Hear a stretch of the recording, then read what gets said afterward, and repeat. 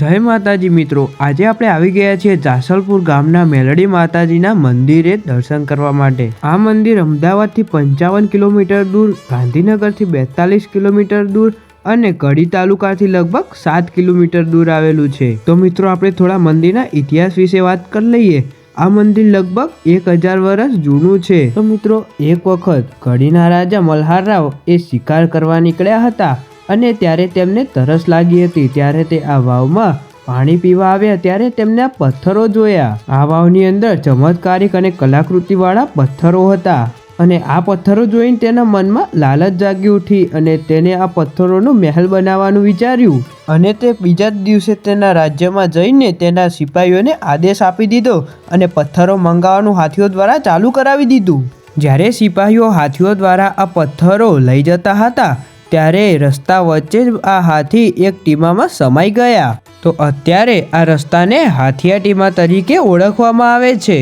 માતાજીના આ ચમત્કાર તે રાજા જોઈ શકતો નથી અને તે દર વખતે નિષ્ફળ પ્રયાસો કરતો રહે છે। ઘણા બધા પ્રયાસો પછી તે આ પથ્થર તેના મહેલમાં તો લઈ જાય છે। તે દિવસે આ પથ્થરોનો મહેલ બનાવે છે પણ રાત્રે આપોઆપ જ આ મહેલ તૂટી જાય છે। તો છેલ્લે તે કંટાળીને આવું દર વખતે થાય છે ને પછી તે મેલડી માને માને છે અને ત્યારે પછી મેલડી માં તેને શરત મૂકે છે કે જો તારે મહેલ બનાવવો હોય તો એમની પ્રતિષ્ઠા 7મા માળે કરવી પડશે। તો મેલડી માની આ વાત સાંભળીને તે મેલડી માની 7મા માળે પ્રતિષ્ઠા કરાવે છે અને ત્યારબાદ તે રાજાનો મહેલ કદાપી પડતો નથી અને એ મંદિર જાસલપુરથી 7 કિલોમીટર દૂર કડીમાં આવેલું છે અને તેને કડીના 7મા માળવાળા મેલડી મા તરીકે પણ ઓળખવામાં આવે છે। તો મિત્રો બીજી વાર્તાની વાત કરીએ તો નંદાસણ ગામના સૈયદ લોકો અહીંયાથી પસાર થતા હતા અને તેમણે આ વાવમાંથી આ પથ્થર ઘરે લઈ ગયા અને તે કપડાં ધોવા માટે આ પથ્થરને વાપરવા માંડ્યા હતા।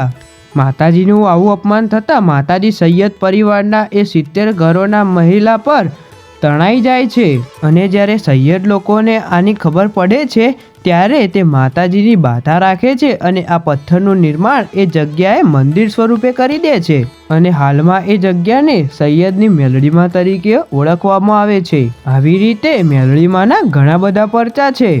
ત્યારબાદ હવે અત્યારે આ મંદિરમાં ટ્રસ્ટ બનાવવામાં આવ્યું છે અને દર પૂનમે જે લોકો દર્શન કરવા આવે છે તેમને ફ્રીમાં ભોજન કરાવવામાં આવે છે। આ મંદિરમાં આવીને કોઈ શ્રદ્ધાળુ પોતાની શ્રદ્ધાથી માતાજીને માને છે અને કોઈ કાર્ય સોંપે છે તો એ માતાજી જરૂરથી પૂરું કરે છે। અને જો તમે આ મંદિરે જઈને આવ્યા હોય તો કમેન્ટમાં લખવાનું જરાય ના ભૂલતા। તો કમેન્ટમાં એકવાર જય મેલડીમાં લખી દેજો। તો મળીએ આવા નવા વિડીયો સાથે। જય માતાજી। વિડીયો ગમ્યો હોય તો લાઈક, ફોલો અને સબસ્ક્રાઈબ કરતા જજો।